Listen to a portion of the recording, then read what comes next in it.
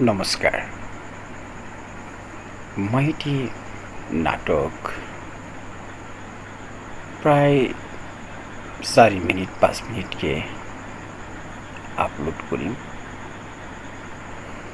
নাটকখন পঢ়িম, আপোনালোকে নাটকখন শুনিব। যদি বেয়া লাগে কমেণ্ট কৰি জনাই দিব, তেনেহ'লে আৰু আপলোড নকৰিম। মই মানে নাটখন নাম হৈছে সংঘাত।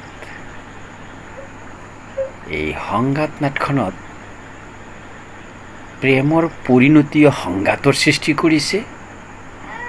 এই সংঘাতে আনি দিব জীৱনৰ এক নতুন তৰংগ। এটি সামাজিক নাট। এই সামাজিক প্ৰতিচ্ছবি এই নাটখনত মই ফুটাই তুলিবৰ বাবে চেষ্টা কৰিছোঁ। কিবা ত্ৰুটি হ'লে, ভুল হ'লে ক্ষমা কৰিব।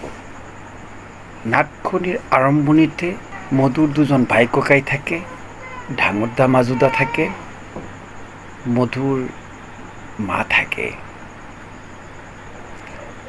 আৰু যিজনী ছোৱালীক মানে প্ৰেম কৰিব বিচাৰে সেই ছোৱালীজনীৰ নাম হৈছে মমতা আৰু মাকৰ নাম মাৰ্জিনা। শুনক, নাটখন মই পঢ়ি আছোঁ। নাটখনৰ আৰম্ভণিতে এইটো প্ৰথম অংশৰ প্ৰথম দৃশ্যত এইটো মধুৰ ঘৰটো পুৰণা, কোঠাত চকী 4খন, টেবিল এখন আৰু আধুনিক 2 এপদ বস্তু থাকে। টেবিলৰ ওপৰত কিছুমান কাগজ পত্ৰ থাকে। অমৰে মধুৰ ডাঙৰদাৰ নাম অমৰ আৰু মাজুদাৰ নাম এণ্টনি। অমৰৰ চকু ৰঙা থাকে, যিপতিকৈ ফুৰি চকীত বহে। এনেতে এণ্টনি আৰু মা প্ৰৱেশ কৰে। এণ্টনিয়ে কয় মাকক, মা তুমি মোক 500 টকা দিয়া। মাকে ক'লে নাই মোৰ তাত টকা নাই।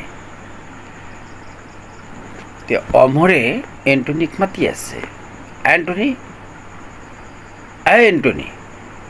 মধু কলৈ গৈছে? ইয়াক বান্ধি আন মোৰ ওচৰত।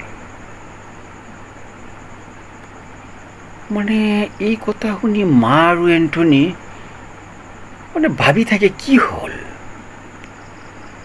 এণ্টনিয়ে মনে মনে কয়, ডাঙৰ দাই মধুৰ ওপৰত ইমান খং কৰিছে কিয়?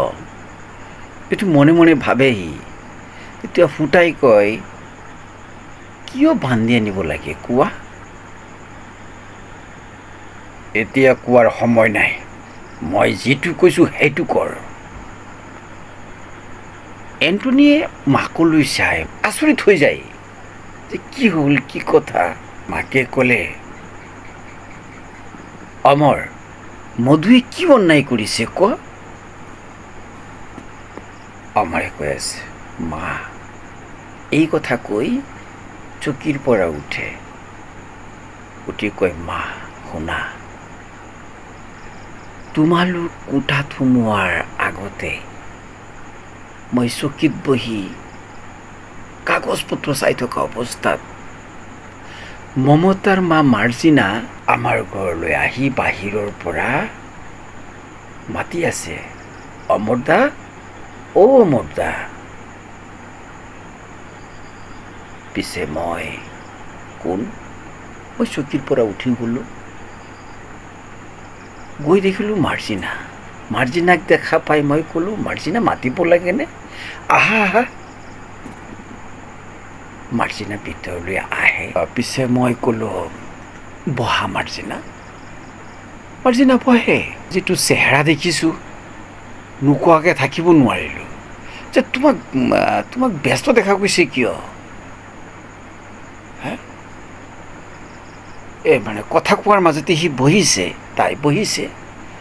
পিছে মই ক'লোঁ, সূৰ্যক ঢাৱৰে ডাকি ৰখাৰ দৰে আৰু জুইক ছায়ে ঢাকি ৰখাৰ দৰে তোমাৰ মুখৰ হাঁহিক চিন্তাই ঢাকি থৈছে। কোৱা কি হ'ল? পিছত মাৰ্জিনা ক'লে, কওঁ শুনা।